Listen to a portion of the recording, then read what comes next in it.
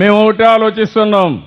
పేదవాడు గవర్నమెంట్ స్కూల్లో చదువుతున్నారు, డబ్బులుండేవాళ్ళు ప్రైవేట్ స్కూల్లో చదువుకుంటున్నారు. డబ్బులుండేవాళ్ళు మంచి క్వాలిటీ ఎడ్యుకేషన్ వస్తూ ఉంది. మీరందరూ కూడా పిల్లలు ఎక్కడున్నారు? పిల్లలకంటూ ఒక ఆలోచన ఉండాలి, మీకంటూ ఒక ఆశయం ఉండాలి. మీ ఆశయం నెరవేర్చుకోవాలంటే ఏ విధంగా చదువుకోవాలో మీరు ఆలోచించాల్సిన అవసరం ఉంది. విద్య అనేది ప్రభుత్వం యొక్క బాధ్యత కాదు. ప్రాథమిక విద్య కానీ, సెకండరీ విద్య కానీ, హైయర్ ఎడ్యుకేషన్ కానీ అదే మరి ఒక నాలెడ్జ్ సొసైటీగా తయారు చేయడానికి కావలసిన ఇన్స్టిట్యూషన్స్ అన్ని రావాల్సిన అవసరం ఉంది.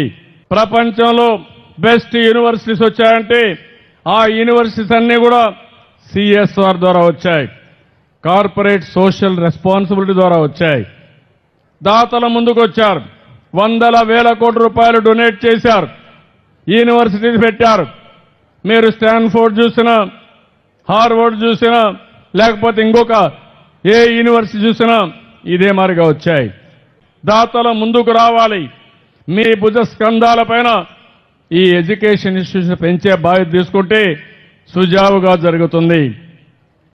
ఈరోజు డిగ్రీ కానీ, ఇంజనీరింగ్ కానీ, మెడిసిన్ కానీ విదేశాల్లో కూడా top 50 colleges in the globe, ప్రపంచంలో టాప్ 50 కాలేజెస్ 21 ఫ్యాకల్టీస్లో, అంటే దాదాపుగా 350 కాలేజీలు, విదేశీ కాలేజీలలో ప్రతి పిల్లాడికి కూడా మీరు సీటు తెచ్చుకోండి, మీకు తోడుగా మీ జగన్ మామ ప్రభుత్వం మీకు అండగా ఉంటుంది అని ఏకంగా ఫీజులు 1,25,00,000 రూపాయలైనా కూడా మీరు భయపడాల్సిన పని లేదు. మీరు సీటు తెచ్చుకోండి, మీకు తోడుగా మీ జగన్ మామ ప్రభుత్వం ఉంటుంది అని సందర్భంగా ప్రతి పాపకు ప్రతి బాబుకు తెలియజేస్తా ఉన్నాం.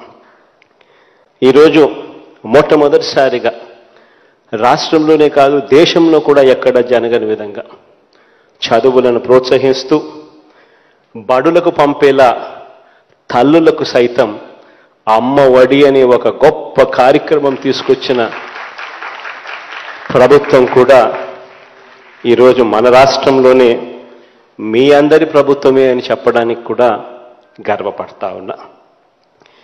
ఎందుకు ఈ మార్పులన్నీ కూడా చేస్తున్నాము అనంటే కారణం మన పిల్లలందరూ కూడా ప్రతి రంగంలోనూ కూడా ఎదగాలి. ఎదగడం కూడా కాదు, ఎగరాలి. ప్రపంచంలో వచ్చే ఈ ఇన్నోవేషన్స్ కానీ, ఈ ఇన్వెన్షన్స్ కానీ వీటిని అనుసరించే వారుగా మన వాళ్ళు ఉండకూడదు. వీటిలో ప్రతి రంగంలోనూ కూడా ప్రపంచానికి లీడర్లుగా మన పిల్లలు ఉండాలి అని తపన తాపత్రయంతో ఇవన్నీ కూడా అడుగులు వేస్తా ఉన్నాం. రాబోయే రోజుల్లో మార్పులు తీసుకుని రావాల్సిన అవసరం కూడా ఉంది. ఈ క్వాలిటీ ఆఫ్ ఎడ్యుకేషన్లో రాబోయే రోజుల్లో దేవుడు సహకరిస్తే రాబోయే రోజుల్లో మన గవర్నమెంట్ బడులల్లో ఐబీ సిలబస్ కూడా తీసుకొచ్చే కార్యక్రమం కూడా జరుగుతుంది.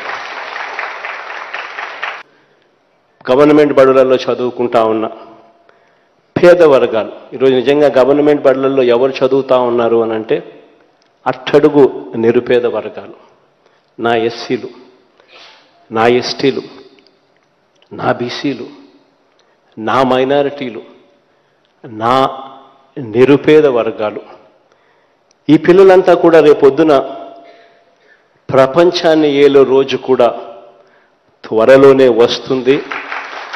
ఆ రోజున కూడా ఖచ్చితంగా మనం చూస్తాము అని చెప్పి సందర్భంగా కూడా తెలియజేస్తా ఉన్నా.